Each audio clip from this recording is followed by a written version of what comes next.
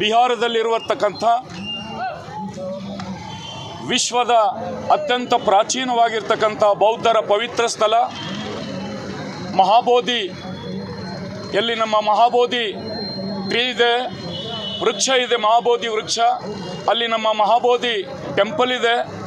ಆ ಟೆಂಪಲನ್ನು ಇವತ್ತು ನಾವು ಮುಕ್ತಗೊಳಿಸಬೇಕು ಅಂಥೇಳಿ ಈ ಸಂದರ್ಭದಲ್ಲಿ ನಾವೆಲ್ಲರೂ ಮನವಿಯನ್ನು ಸಲ್ಲಿಸ್ತಾ ಇದ್ದೀವಿ. ಬಂಧುಗಳು, ಭಿಕ್ಕು ಸಂಘದ ಒಂದು ಸಾನ್ನಿಧ್ಯದಲ್ಲಿ ಹಾಗೂ ವಿವಿಧ ಸಂಘ ಸಂಸ್ಥೆಯವರ ನೇತೃತ್ವದಲ್ಲಿ ಇಡೀ ಒಂದು ಬೀದರ್ ಜಿಲ್ಲೆಯ ಸಂಪೂರ್ಣವಾಗಿರ್ತಕ್ಕಂಥ ಜನರು ಸೇರಿಕೊಂಡು ಬೋಧಗಯಾದ ಒಂದು ಮುಕ್ತಿ ಆಂದೋಲನಕ್ಕಾಗಿ ಶಾಂತಿಯುತವಾಗಿ ಇವತ್ತು ನಾವು ರ್ಯಾಲಿಯನ್ನು ಮಾಡಿದ್ದೇವೆ.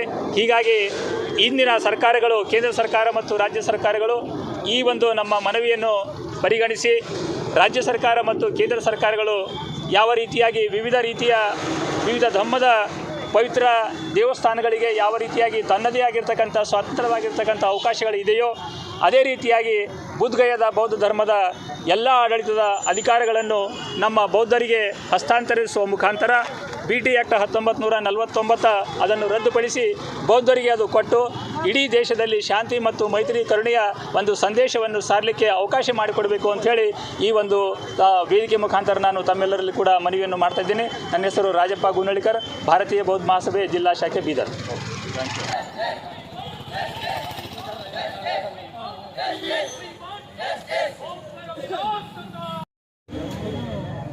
ಇವತ್ತಿನ ದಿವಸ ಭಿಕ್ಕು ಸಂಘ, ಭಿಕ್ಕುಣಿ ಸಂಘ ಮತ್ತು ಉಪಾಸಕಿಯರ ಎಲ್ಲ ಸಂಘ ಮತ್ತು ಜೊತೆಗೆ ಎಲ್ಲ ಸಂಘಟನೆಯ ಸಂವಿಧಾನ ಸಮರ್ಪಣಾ ಸಮಿತಿ ಎಲ್ಲ ಉಪಾಸಕಿಯರ ವತಿಯಿಂದ ಇವತ್ತು ನಾವು ಪ್ರತಿಭಟನೆ ಮೂಲಕ ಮನವಿಯನ್ನು ಸಲ್ಲಿಸ್ತಾ ಇದ್ದೇವೆ.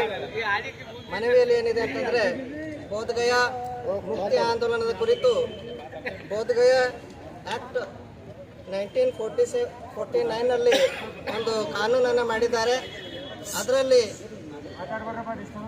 ಬೋಧಗಯಾದಲ್ಲಿ ಇದು ಬೌದ್ಧರಿಗೆ ಸೇರಿರುವಂತಹ ಒಂದು ಪವಿತ್ರ ಸ್ಥಳವಾಗಿರೋದ್ರಿಂದ ಈ ಸ್ಥಳದಲ್ಲಿ ಭಗವಾನ್ ಬುದ್ಧರಿಗೆ ಜ್ಞಾನೋದಯವಾಗಿರ್ತಕ್ಕಂಥ ಸ್ಥಳ ಇದು. ವಿಶ್ವದ ಎಲ್ಲ ಬೌದ್ಧರು ಈ ಒಂದು ಸ್ಥಳಕ್ಕೆ ಬರ್ತಾರೆ.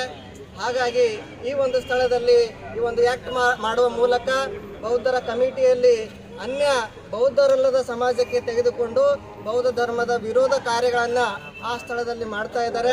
ಅದಕ್ಕಾಗಿ ಈ ಒಂದು ಆ್ಯಕ್ಟನ್ನು ವಿರೋಧಿಸಿ ಇದನ್ನು ರದ್ದುಗೊಳಿಸಬೇಕು, ಸಂಪೂರ್ಣವಾಗಿ ಈ ಸ್ಥಳ ಬೌದ್ಧರಿಗೆ ನೀಡಬೇಕು ಅಂಥೇಳಿ ನಾವಿವತ್ತು ಈ ಒಂದು ಧರಣಿ ಪ್ರತಿಭಟನೆ ಮಾಡುವ ಮೂಲಕ ನಾವು ಮನವಿಯನ್ನು ಸಲ್ಲಿಸ್ತಾ ಇದ್ದೇವೆ. ಅದಕ್ಕಾಗಿ ನಮ್ಮ ಪ್ರಧಾನಮಂತ್ರಿಗಳು, ಬಿಹಾರ ರಾಜ್ಯದ ಮುಖ್ಯಮಂತ್ರಿಗಳು ಇವರೆಲ್ಲರೂ ಕೂಡ ಇದಕ್ಕೆ ಸ್ಪಂದಿಸಿ ನಮಗೆ ನ್ಯಾಯವನ್ನು ಒದಗಿಸಿಕೊಡ್ಬೇಕಂತೇಳಿ ಈ ಸಂದರ್ಭದಲ್ಲಿ ನಾವು ಕೇಳ್ಕೊಳ್ತಾ ಇದ್ದೇವೆ.